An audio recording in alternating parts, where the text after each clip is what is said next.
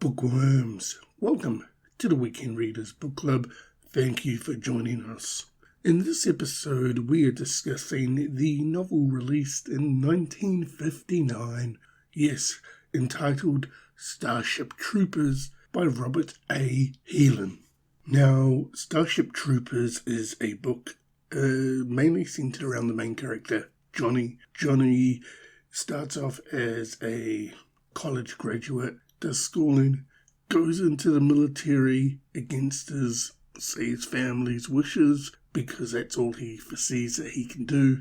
And we cover the story of Johnny's life in the military, but it's a bit unique because the military is not on planet Earth. It's the intergalactic military because, well, Earth is on a battleground having galactic wars with bug creatures from around the world and galaxy. In this book, you get to meet Johnny, the main character, and all his, army sergeants or buddies, his family, at different indentations of their lives. But we follow Johnny from, college all the way through to him fighting in the bug war. So, I have finished Starship Troopers, and this is my review ramble of the book, I guess. Let's go. Okay, I'm going to pretense this with...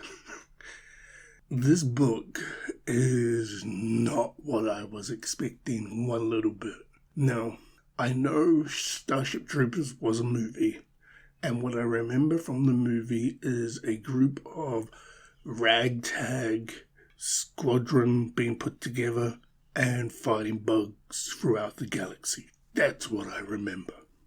I assumed is the right word to use, that this book would be somewhat similar. So you would have taken the reference from this book and made the movie. Boy, was I wrong. This book here by Robert Heinlein, it is very military heavy. I don't know how to explain it, but it became such a bore to read. It was just military advances, military this, military that. I don't want to say it's stuff that you would learn by going into the military, but it was very military heavy. What it wasn't heavy of is comedy.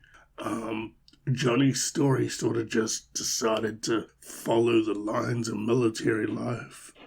And a lot of the time throughout this book, while Johnny's story is there, it sort of plays a back pedal to all the military jargon and speak and strategy that's just bleh to you in this book. So I was completely dumbfounded in relation to what I expected and to what I got. So that's the first issue I had with the book. The bugs that I remember so much from the movie, they show up in chapter 10. There's a war going on because they mention it throughout him going to, base camp or training camp or whatever for the military. But then the first time you actually really get to get the bugs explained to you is in chapter 10.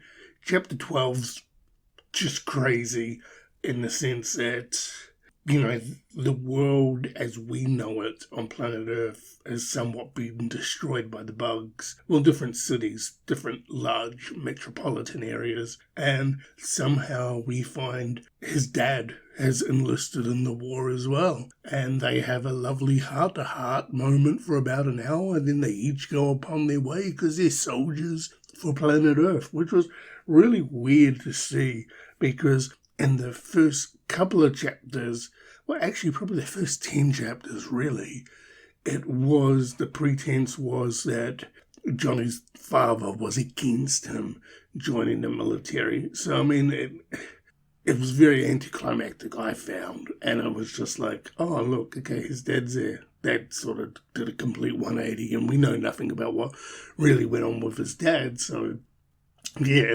it just felt out of place. Overall, I wanted to like the book, but I didn't like the book. As I said, I found it very military heavy, and it got to a point where it became a drag to read, like a slog. It wasn't fun to read. By about chapter 12 onwards, I was just over being explained what you have to do to become corporate to sergeant or sergeant to corporate or whatever, like in relation to stepping up, what responsibilities you had, what strategic platforms or what strategic plans you needed to put in place just in case you got called up, in case your leader died in the field of battle. How would you take over your soldiers? And yeah, it was something, right? It was something I didn't expect. And while reading it, I can see where the pretense of the movie came from, but I think it was one of those cases where I was expecting something like the movie, but what I got was completely different, and what I got different, I didn't really enjoy.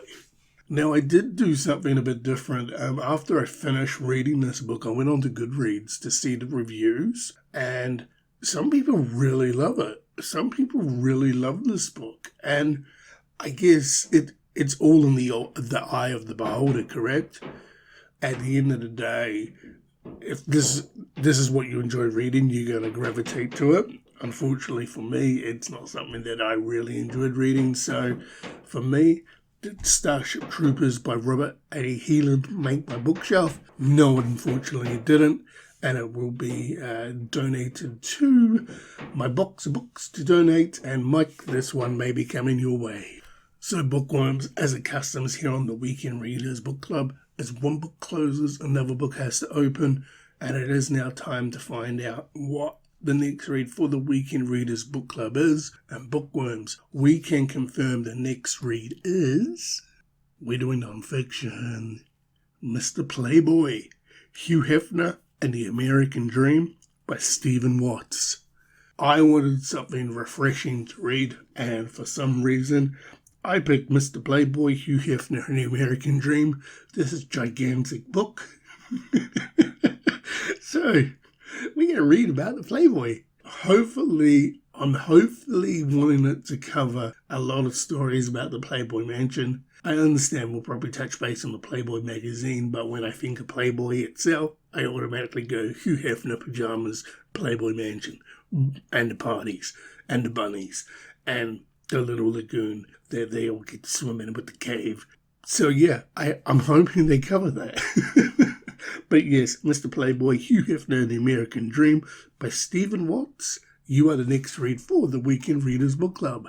So Bookworms, that was the episode. That was my review and discussion of Starship Troopers by Robert A. Heinlein. A book completely took me left field in relation to what I was expecting and to what I read. A book that I, 3/4 of the way, enjoyed reading. The last quarter I found was a real slog to get through just because it just was so much military jargon information, as I said.